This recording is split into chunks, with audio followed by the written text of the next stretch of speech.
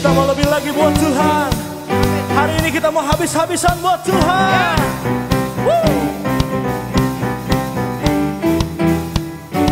Mari katakan, dalammu ku temukan sukacita.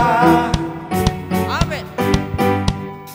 Dunia takkan sanggup untuk berikan.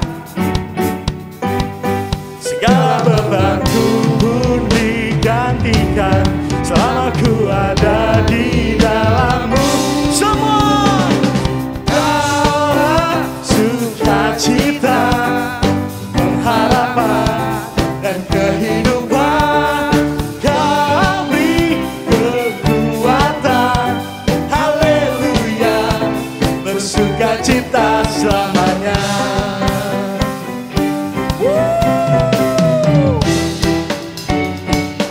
Come on. Kau ada mendampingi setiap langkahku. Hey, berikan kekuatan dengan Roh-Mu. Janjimu yang telah menuliskan, ku punya rancangan yang indah. Semua Kaulah sukacita, pengharapan dan kehidupan. Kau beri kekuatan, haleluya, haleluya. Come on. Kaulah sukacita, pengharapan dan kehidupan. Kau beri kekuatan, haleluya, bersukacita selamanya. Come on. Kita tepuk tangan di atas kepala yuk.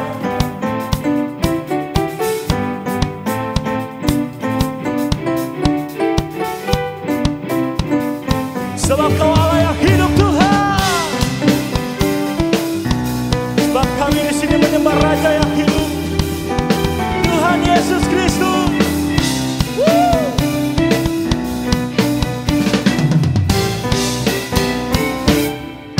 Kaulah sukacita, pengharapan dan kehidupan. Kau beri kekuatan, haleluya, haleluya. Come on. Kaulah sukacita, pengharapan dan kehidupan.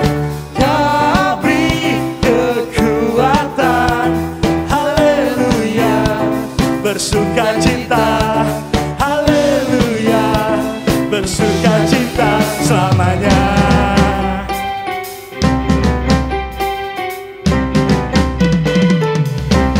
Sorakan haleluya. Haleluya. Terima kasih Tuhan, kami mengucap syukur Tuhan. Kami bisa ada sampai hari ini Tuhan, semua karena anugerah-Mu Tuhan. Kau menghiasi setiap hidup kami Tuhan dengan kesempurnaan-Mu Tuhan. Tiba saatnya Tuhan kami ingin memberikan yang terbaik buat Engkau Tuhan. Layakan penyembahan kami Tuhan. Terima kasih Bapa, terima kasih Tuhan.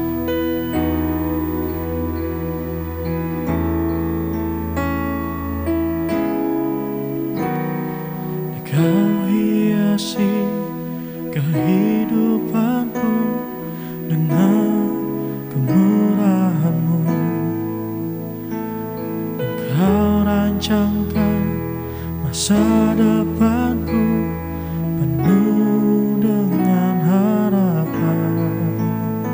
Mari bersama katakan, aku ada saat ini, semuanya karena kasih-Mu. Aku hidup hari ini, semua berkat kemurahan-Mu.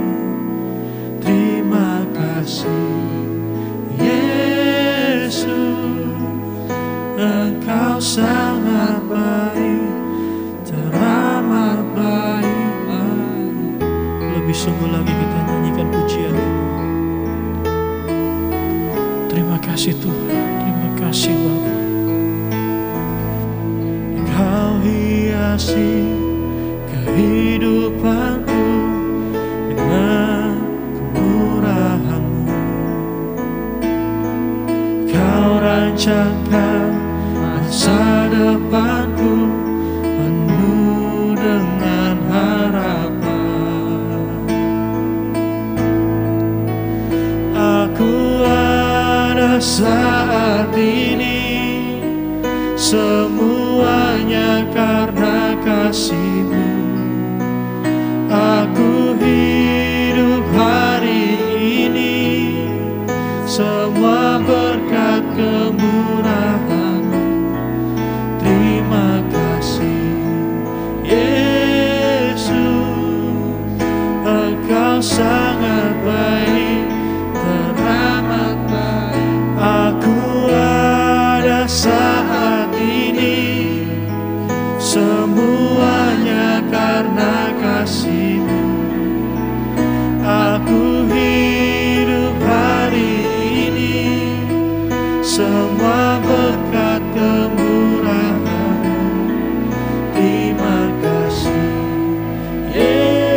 Yesus, Engkau sangat baik, teramat baik bagiku.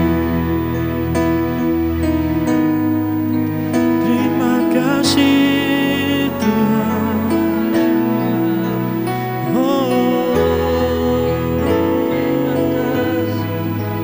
Kami sembah Engkau. Haleluya.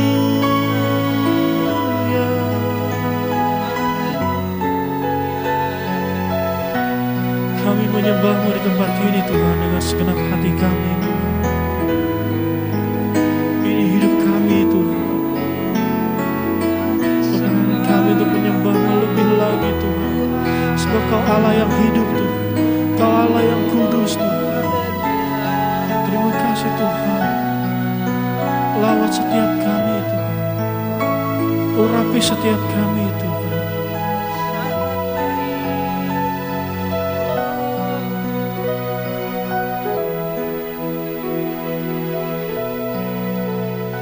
Aku ada saat ini semuanya karena kasih-Mu. Aku hidup hari ini semua berkat kemurahan-Mu. Terima kasih Yesus, Engkau sangat baik, teramat baik. Aku ada saat ini semuanya karena kasih-Mu. Aku hidup hari ini semua berkat kemurahan-Mu. Terima kasih Yesus, Engkau sangat baik, teramat baik bagiku. Aku ada saat ini semuanya karena kasih-Mu. Aku hidup hari ini semua berkat kemurahan-Mu. Terima kasih Yesus, Engkau sangat baik, teramat baik. Aku ada saat ini semuanya karena kasih-Mu. Aku hidup hari ini semua berkat kemurahan-Mu. Terima kasih Yesus, Engkau sangat baik, teramat baik. Terima kasih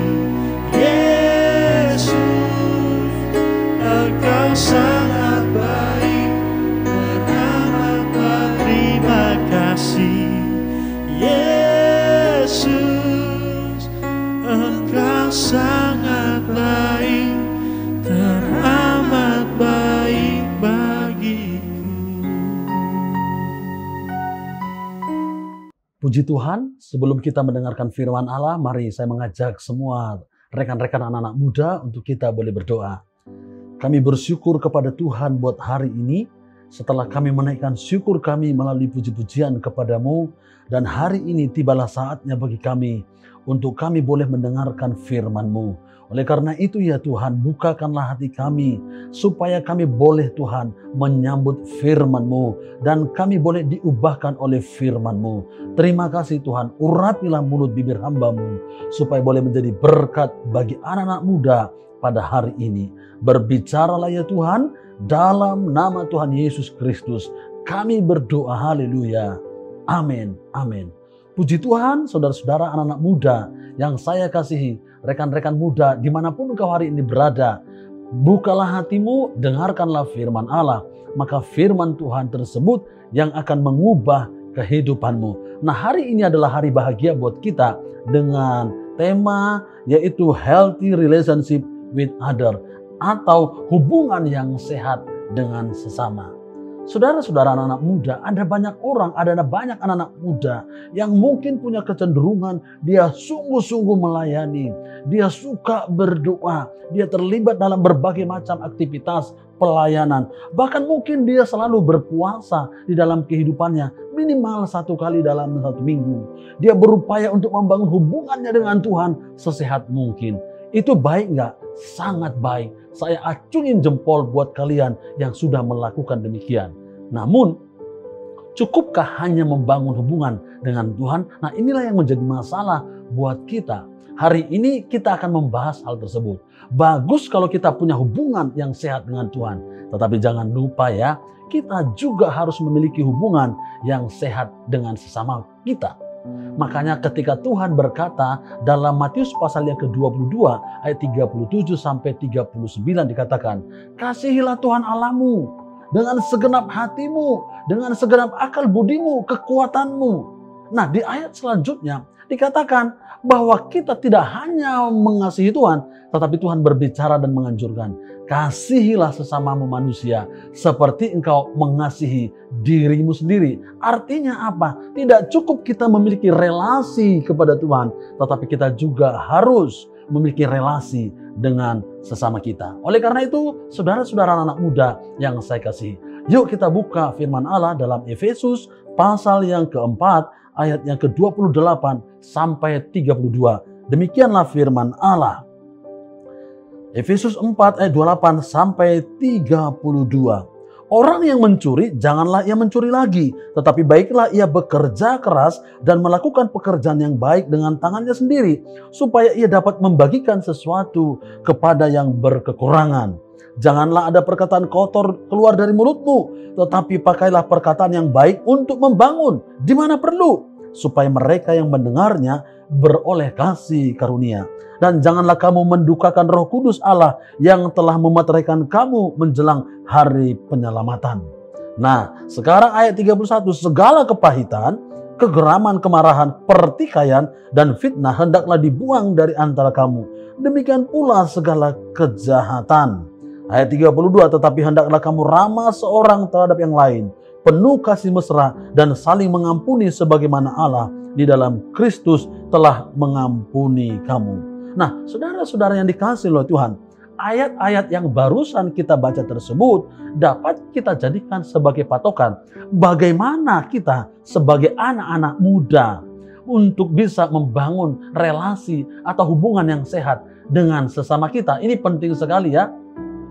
Ini penting sekali. Kita ini makhluk sosial yang harus berinteraksi dengan sesama. Kita nggak bisa hidup sendiri. Kita nggak bisa hanya di rumah.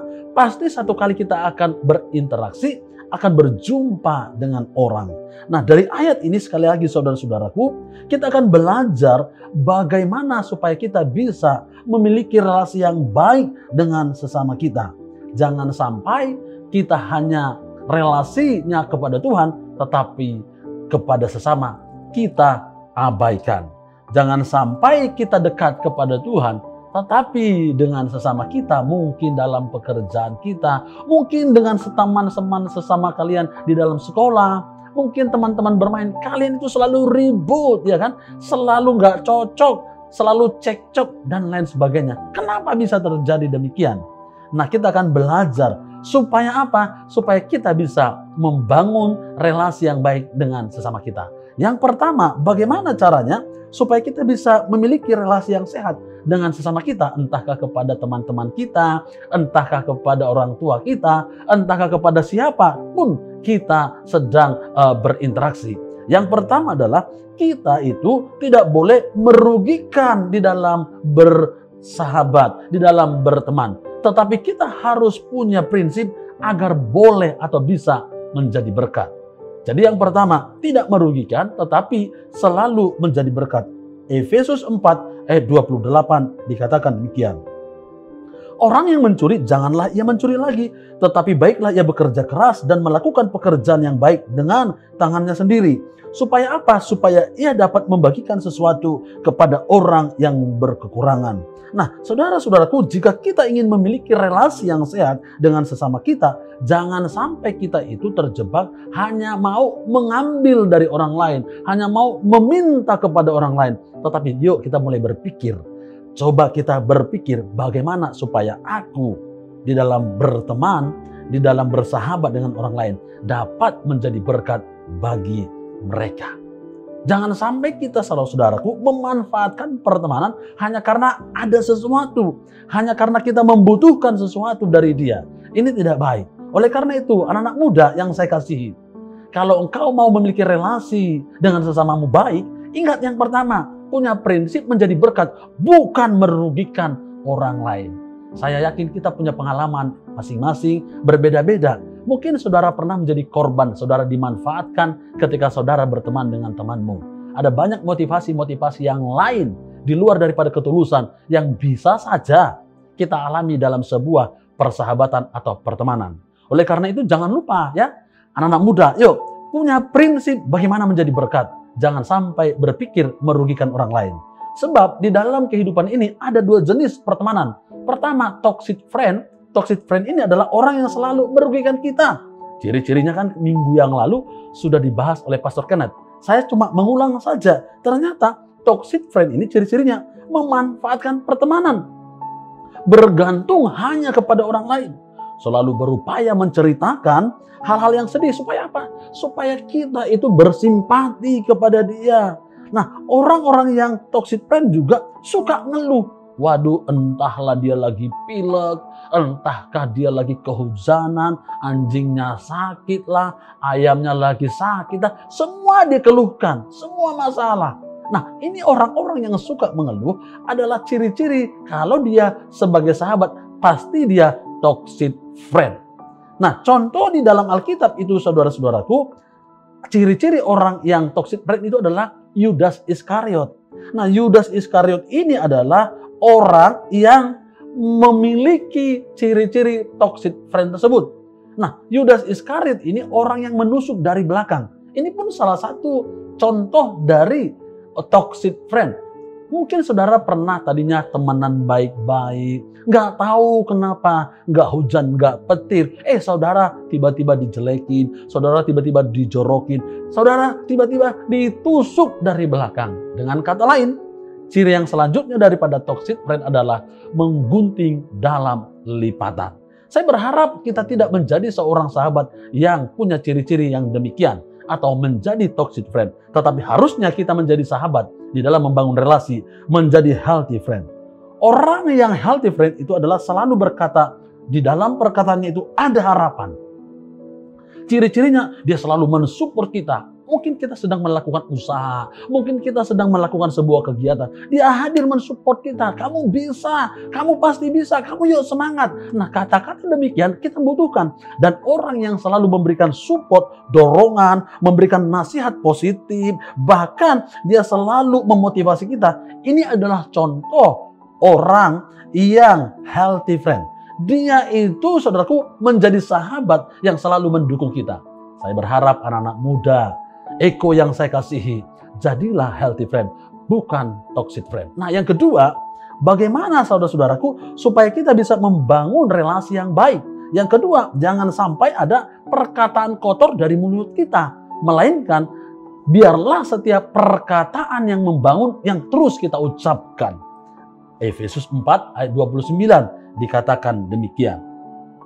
Janganlah ada perkataan kotor keluar dari mulutmu, tetapi pakailah perkataan yang baik untuk membangun di mana perlu, supaya mereka yang mendengarnya beroleh kasih karunia.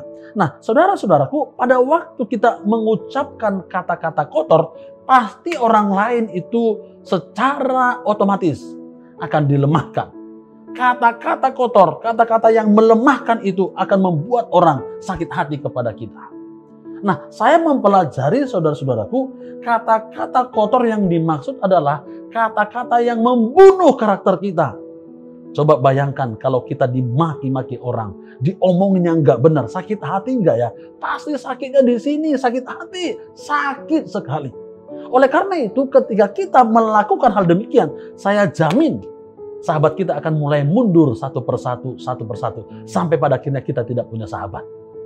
Nah, di dalam Tuhan, agar kita bisa membangun relasi yang baik, jangan sampai ada perkataan-perkataan kotor tersebut keluar dari mulut kita. Kasihan dong orang, gara-gara mulut kita ini yang ngomong gak benar, dia sakit hati, dia kepahitan, akhirnya dia gak bisa mengampuni kita. Yang salah siapa? Ya kita. Kasihan dia pun akhirnya tidak mendapatkan kesempatan untuk bisa bersama dengan Allah dalam kekekalan. Karena apa? Dia tidak bisa mengampuni perbuatan kita. Nah, ini jangan sampai terjadi buat kalian anak-anak muda.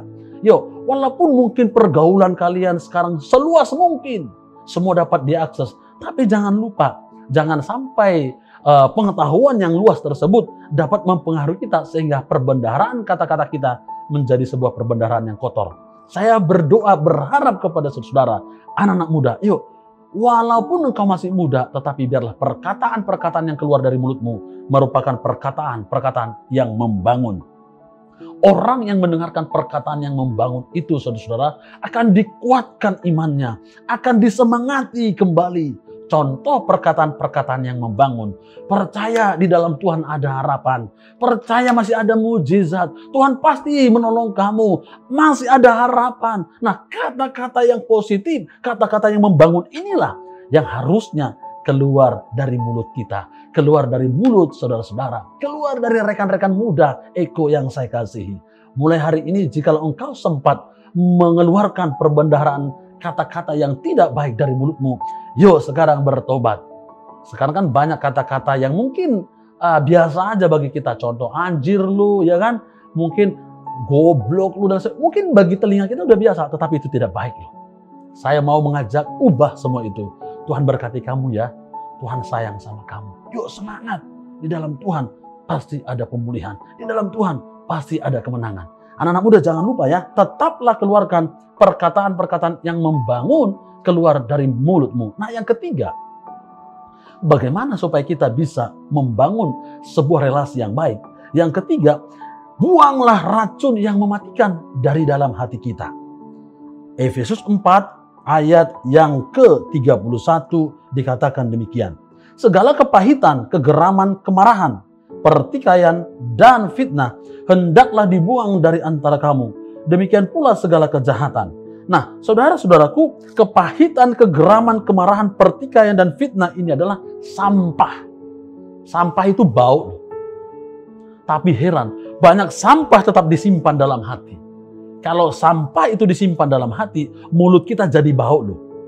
Bukan bau jigong ya, tetapi kata-katanya itu bau kotor semua. Karena sampah itu mempengaruhi. Kalau ada yang di dalam hati, itu yang dikeluarkan. Apa yang ada di dalam hati, pasti itu yang kita keluarkan. Nah, kalau hati kita itu banyak sampah kotor, pasti kata-kata kita pun menjadi kata-kata kotor. Oleh karena itu, dari ayat ini kita mau belajar. Buanglah racun yang mematikan tersebut. Supaya apa? Hati kita bersih, perkataan kita baik, perkataan kita membangun, dan bahkan kita boleh menjadi berkat bagi orang lain. Nah, saudara-saudara anak-anak muda, jikalau hari ini engkau pernah mengalami kepahitan, sampai engkau sulit untuk mengambil sebuah keputusan, dan engkau tetap mendendam dia, engkau tetap membenci dia, tidak ada yang bisa kita lakukan. Anak-anak muda ingat, mungkin engkau sempat pernah terluka omongan dari orang tuamu. Mungkin engkau pernah terluka karena mengalami sesuatu yang tidak baik dari keluargamu. Mungkin engkau pernah terluka karena ada orang yang menganggap engkau tidak berharga. Mungkin engkau pernah terluka dan engkau sampai sakit hati, kepahitan bahkan karena perlakuan orang lain yang tidak baik kepadamu.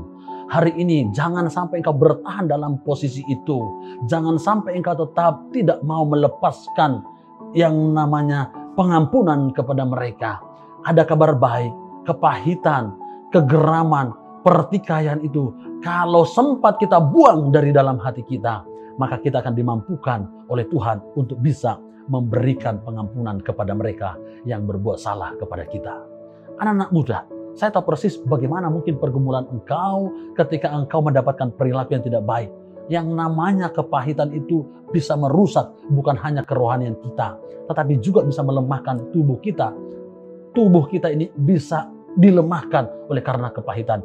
Ada begitu banyak orang karena terlalu mendendam, lalu dia stres kepikiran. Ada begitu banyak orang karena kepahitan, lalu apa yang terjadi dalam kehidupannya dia tidak bisa move on. Hari ini saya mau mengajak kepada saudara, tidak ada cara lain untuk membuang setiap racun di dalam hati kita kalau selain daripada memberikan pengampunan kepada mereka. Saya mendorong setiap anak-anak muda, GBI Eklesia dalam kesempatan ini. 3 hal ini harus kita lakukan. Kita harus, saudara-saudaraku, menjadi seorang sahabat atau menjadi seorang teman yang punya prinsip tetap menjadi berkat atau selalu menjadi berkat, bukan merugikan teman kita atau sahabat kita atau sesama kita. Yang kedua, saudara-saudaraku, kita harus mengeluarkan perkataan yang membangun supaya relasi kita dengan sesama terus dan terus menjadi baik. Dan yang terakhir, kita harus membuang semua racun yang mematikan yang ada di dalam hati kita dengan cara bagaimana? Memberikan pengampunan kepada mereka yang melukai hati kita. Doa saya dalam kesempatan hari ini, biarlah Tuhan menolong kita supaya kita bisa membenahi diri sehingga relasi kita bukan hanya baik kepada Tuhan tetapi juga baik terhadap sesama. Oleh karena itu, mari kita tundukkan kepala. Tuhan, hamba-Mu berdoa ya Tuhan, jikalau hari ini buat generasi mudamu, anak-anak Eko ya Tuhan yang sedang mengikuti ibadah pada hari ini, mereka mengalami luka karena perkataan orang lain. Mereka mengalami kepahitan karena perilaku orang lain. Hari ini hamba-Mu berdoa ya Tuhan, mungkin secara daging dan sulit kami bisa melepaskan pengampunan. Tetapi kami percaya Tuhan, di dalam Yesus Tuhan, kami akan dimampukan oleh Tuhan untuk memberikan pengampunan kepada orang yang melukai hati kami. Tuhan, tolong anak-anak muda-Mu ya Bapa, supaya mereka boleh benar-benar merdeka di dalam mengiring dan mengikuti Tuhan. Tuhan kiranya menolong mereka, supaya mereka boleh melepaskan pengampunan dari orang yang melukai hati mereka. Dan hamba-Mu berdoa ya Tuhan, buat anak-anak muda ini, biar mereka juga boleh mengeluarkan kata-kata yang membangun dari perbendaharaan hati mereka. Tuhan kiranya pakai anak-anak muda ini, setiap perkataannya boleh menyemangati, boleh membangun sesama mereka ya Tuhan. Tuhan tolong mereka Bapa. Dan hamba-Mu berdoa biar anak-anak muda generasi yang luar biasa ini Tuhan, boleh Engkau pakai Tuhan di dalam membangun sebuah relasi yang sehat dengan mengedepankan prinsip menjadi berkat. Sebab kami tahu Engkau memanggil kami untuk menjadi berkat bagi sesama kami. Setiap perilaku-perilaku yang cenderung sifatnya toxic friend, kami tolak patahkan dalam nama Tuhan Yesus. Dalam nama Tuhan Yesus, kami mau Tuhan menjadi orang yang healthy friend, yang mendukung, menyemangati, memberikan support kepada teman-teman kami. Tuhan, biarlah 3 poin kebenaran yang hamba-Mu boleh sampaikan ini boleh diterima oleh anak-anak muda, sehingga relasi mereka menjadi relasi yang baik terhadap sesama. Doa hamba-Mu, berkat-Mu Tuhan tercurah buat anak-anak muda. Dan hamba-Mu juga berdoa ya Tuhan, jikalau dalam kesempatan ini ada anak muda yang sedang lemah imannya, kuatkan dengan firman-Mu. Yang sedang lemah tubuhnya, sembuhkan oleh darah-Mu ya Tuhan. Tuhan menolong mereka, berkati mereka yang masih sekolah Tuhan. Berikan hikmat kepandaian kepada mereka, sehingga mereka menjadi anak-anak muda yang berpengaruh, membawa dampak di lingkungan mereka. Terima kasih Bapa di surga, hamba-Mu sudah selesai berbicara. Biarlah firman-Mu terus hidup di dalam hati mereka. Dalam nama Tuhan Yesus Kristus, Hamba-Mu berdoa dan bersyukur. Haleluya. Amin. Amin. Puji Tuhan. Tuhan memberkati saudara.